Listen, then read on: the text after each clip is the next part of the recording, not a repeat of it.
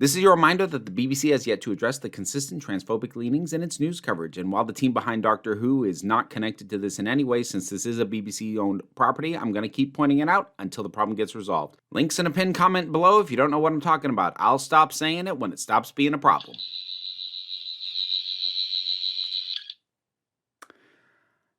I can't help but think I was a bit foolish to think that just because we're several months away from new Doctor Who episodes, I wouldn't have to deal with breaking news.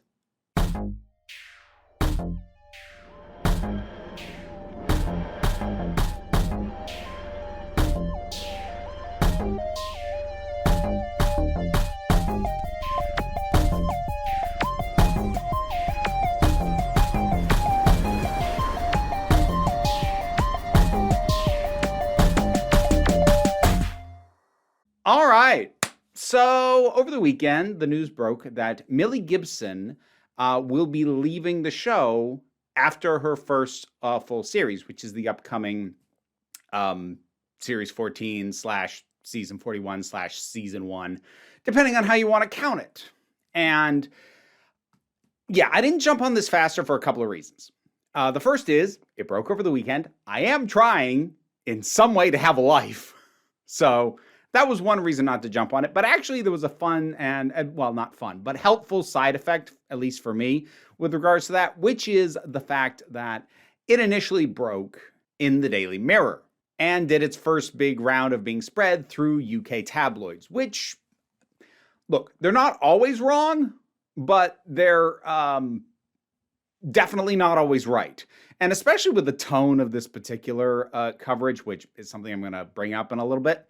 I really wanted to wait until a outlet I felt more comfortable relying on confirmed it independently, and that has happened. Variety, which, whatever you think about their coverage of anything, is pretty reliable about confirming stuff, or at least being clear when something is or is not being confirmed by them, did confirm that not only is Millie Gibson leaving, she will be appearing in several episodes in the season after the upcoming one, so season 2 / 15 / 42. But the main companion is going to be Virata Sethu. So here's what I'm not going to do. I am not going to be speculating very much on the reason for this. There'll be a little bit tangential speculation, basically about whether or not this was something planned in advance. I do have my thoughts on that, but like a core reason as to why, which is the kind of stuff that has been speculated wildly, both by certain outlets prone to speculation, as well as fans, that I won't be getting into. I've seen people get into arguments over whether she was some kind of a diva, whether she did something to tick somebody off, and like the tone of the coverage, especially from the tabloids over in the UK, like they're using terms like dropped from and axed, and since they're tabloids, any subsequent stuff that they've run about Millie Gibson because she's a celebrity, and they'll just run like she wore a bikini is a story for some reason, and they'll also mention again how she was dropped from it, and like there's also been a thing of Shudigatua breaks his silence and shows support, which I'll deal with that too, if only to show what a weird kind of headline and perspective that is to take for what was actually put out. But okay, let's deal with the raw facts as bare bones as I can. While there has not been an official statement as yet by Bad Wolf Productions or RTD or anything of that nature, outlets with some degree of credibility have confirmed Millie Gibson is leaving, Virata Sethu is coming in. So the most interesting aspect of this to me is that Millie Gibson has, I believe it's 3 episodes that she's going to be doing in the series after the upcoming one. Now that would seem to indicate to me that this was not an exit plan from the beginning. And here's sort of my overall thoughts on that. It would not at all be unusual for her to just be a 1-season companion. That happens a fair bit, both in classic and in modern. But to just stick with modern, Martha was a 1-season companion. Donna was a 1-season companion. Bill was a one-season companion. Dan was a one-season companion. It happens. It's not that unusual. The only thing that's unusual about it in this case is because they are already filming the next season, we are learning about it a lot earlier than we might have otherwise. Under normal circumstances, if they weren't shooting the next season until at least the current one was starting airing or possibly had even finished, we wouldn't be finding this out for a little bit. So I think part of what's throwing things off is we are finding out about it before the season she is going to be the main companion in has even aired. And I've seen some people express like frustration, like, why are we finding out about this? Again, keep in mind, there is no official statement. This was not something that the production wanted known. This is something that got leaked or found out, which is unfortunately something that is more prone to happen while stuff is filming. It's a lot harder to keep stuff under wraps these days while it's filming unless you are in a completely locked down set, which something like Doctor Who doesn't really have the budget to do. Like things like Marvel can do that because you're shooting 90% of it on green screen, and yeah, you can lock that down, but Doctor Who has never really been great at that. So I think people in general, fans and observers, are blowing it a little bit out of proportion just because of how much earlier we're learning it. But the timing of us learning that is not super unexpected given that they are already filming the next season. Now, coming back to what I started with, while it's not unusual for there to be only a one season long companion, and it's also not unusual for a one season long companion to have later appearances, again, Martha, Donna, Dan, they appeared after their one proper season on the show.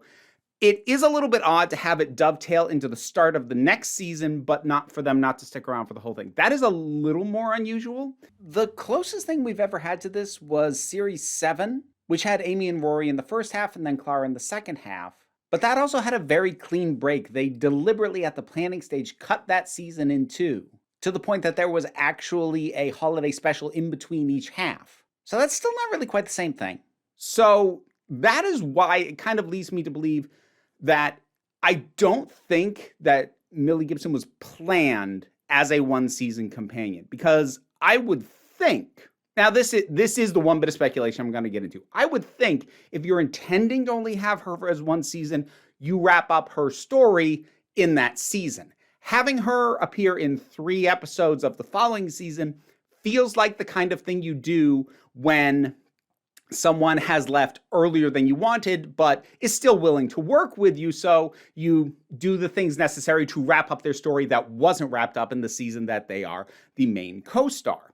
That just makes logical sense to me. Now, again, a lot of people could go a lot of directions about speculations as to why or why not. And look, yes, it could be something scandalous, but it could also be something as simple as she got whatever she wanted out of the experience, or she realized that the schedule and possibly even the publicity push was more than she was going to be willing to do for an ongoing basis. Like, this is a big commitment. This is an internationally aired show. It's a lot. So there are all sorts of reasons. And also, I'll point out, there are companions who also flip-flop back and forth and change their mind at the last minute. Generally, it was in the opposite direction, because here I'm referring to Clara, and the fact that Clara was set up to be able to exit a couple of times before she actually did, because Jenna Coleman kept saying, I think I'm done, and then changing her mind. So if we just think of this as, again, I don't know this for certain, but just at least philosophically, Jenna Coleman in reverse, someone who thought they were going to do another season, then going, I don't think that this is what I want to be doing. And then they just wrap. The fact that she's getting 3 more episodes to me says, whatever the cause, it feels amicable. Because if it wasn't, she wouldn't come back. Like, there have been some harsh breaks in Doctor Who. Modern era, Christopher Eccleston, the big one. He has never come back to appear on the show proper. He does some Big Finish stuff now, and it's very good. But he has never come back. Heck, go back to classic. Colin Baker, who was replaced by Sylvester McCoy, refused to come back to shoot his regeneration scene. And frankly, given the way he was treated at the time, I don't blame him. So coming back and shooting 3 more episodes, to me, feels like what you do in an amicable split that just happened a little bit earlier than you thought it would have. But that's the amount of speculation I am prepared to go with. So let's talk about the new actor coming in, Virata Sethu, who I know from a couple of things, primarily Andor, and I like. I like her presence. She obviously has genre experience, not just in sci-fi, but in, internationally known properties. So I think it'll be an interesting fit. There is sort of the fact that this will result in the first time there has been a TARDIS team without a white person. And I suspect some people are absolutely gonna lose their shit over that fact. I will not be indulging those people either in my words or in my comments. I know they exist. That's about as far as I want to go with that. But the other thing that to me is kind of interesting is that she's the same age as Ncuti Gatwa. And while I know narratively within the confines of the show, the Doctor is far older, obviously. But I did notice that Gatwa brought a very youthful energy to the part. And that is something that will be interesting, that if he, at least in terms of how he plays it, is bringing the energy that coincides with his actual age as a person, then it would be interesting to see that paired with someone who is that same age and might be able to relate to him in a way that we don't often see. The majority of companions, especially in the modern era, have been at least 5 years or more younger than the Doctor, at least when there's only been one companion. Things got a little mixed when you bring in, say, Graham or Dan into the mix, but they're also part of a larger team, so that dynamic is not getting as much focus. Catherine Tate was a couple of years older than David Tennant, and I actually do think that that lent a different energy to their interactions, because while Varada Sethu is, well, she's certainly younger than me, I'm not sure she counts as Hollywood young the way that someone like Millie Gibson does. She is certainly generally young in the grand scope of life experience. And she is also, I feel at least, a fairly attractive person. This doesn't feel like it slots into quite as much of the template that I'm kind of tired of with modern era Doctor Who especially, which is young, attractive, modern day UK woman companion. Like, I'd like to see more of that template broke with the actual primary companion. Like, the few breaks that we've had have been either short-lived or as part of an overall team. Again, when we've had men as companions, there have also been women as companions at the same time. When we've had older ones, there were also younger ones in the TARDIS at the same time. So the general dynamic of the two-person teams, the Doctor and one companion, has been older Doctor, younger companion, with the exception being Catherine Tate.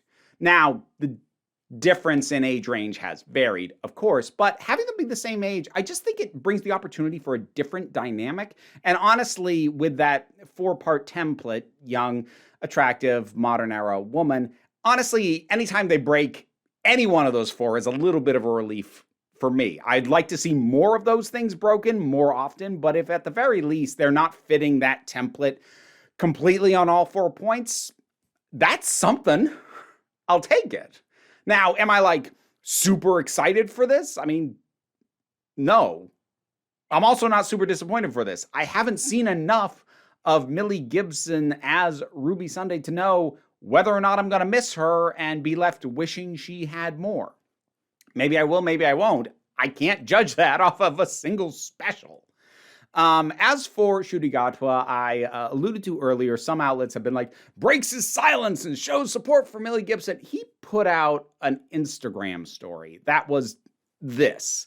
And while I don't think calling it support for Millie Gibson is inaccurate, having this be the basis of an article and to say that this is breaking his silence when it was like a day after the news broke that she was not going to be sticking around as the regular companion past the first season, like, it's him going like, I like her in emojis. Like, what? Tabloids. Tabloids are the drama YouTube of print journalism. Well, it's not even all print. A lot of it's digital. But like, it's that same level of anything that they can milk enough words out of, just like how drama YouTube is anything I can milk at least 8 minutes out of so that I can get mid-roll ads. Yeah, same principle. So, like, I'll acknowledge that's the thing he put out. And again, I don't think it's a lie to say that it is showing his support for her. But like, that's nothing. Whatever. But yeah, overall, I don't think this is nearly as big a deal as a lot of people have made it to be, whether they be the tabloids or they be the fans responding to it. Single season companions are not uncommon. I do think this probably was not originally planned since we have the couple of extra episodes in the season that follows. But since we do have those couple of extra episodes, it is unlikely that there will be plot threads left hanging that aren't addressed. And it also probably means that it was likely largely an amicable decision and not one that was especially fraught or tension filled. So, yeah. And plus, we're learning about it earlier than would normally be the case. So that makes things seem often weird that like, oh, we're going to start the new season and we already know she's leaving. And I'm like, yeah, that can throw off your experience, but that's not the show's fault. Well, I mean, at a stretch, you could argue it's a little bit their fault by making themselves vulnerable to that, by shooting the follow-up season so far in advance. But like, yeah, that is a risk that gets run with that. But I think it's a stretch to say it's their fault that this news got out. Anyways, that's kind of all I have to say about this. I will have more of an opinion when I actually see more of Millie Gibson, and I will have an opinion on Varada Sethu when I see her in whatever part she gets. But I think she's a solid actress. I'll be curious to see what the dynamic is like. And as I said, while it will be the first TARDIS team that is completely non-white, as far as dynamics go, that might affect the dynamic. I don't know. I'm actually more interested in the age dynamic between the two of them because they're literally the same age. They were born the same year. So I think that might be interesting. But we'll see. As I said, please don't get overly dramatic and conspiratorial with like, oh, here's I heard why she left. Like, we don't know why.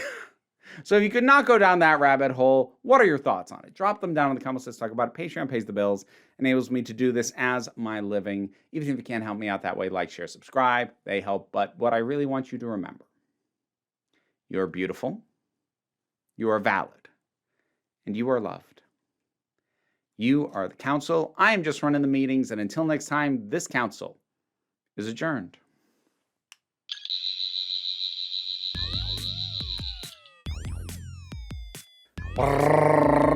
Drum roll for my highest supporting patrons: Robin Moore, Ruben Lafula, Goddess Elida, Oliver B, Turok the Thing That Goes Doink in the Anime, Ruth, Gozer the Gozerian, Solitary Pictures, Ulrich Bogdan, Geek Filter, Melinda Walters, Toby Jackson, Jen, Auntie Kate 808, Becky Sparks, Fernambi Likes the Poodle, Robin Powell, T Love, Tracy Scrabbit, Angry Casperl, Dave Hall, Quite Bearish, Rosalind Bennett, Pau Barabajoggle, and Mira G.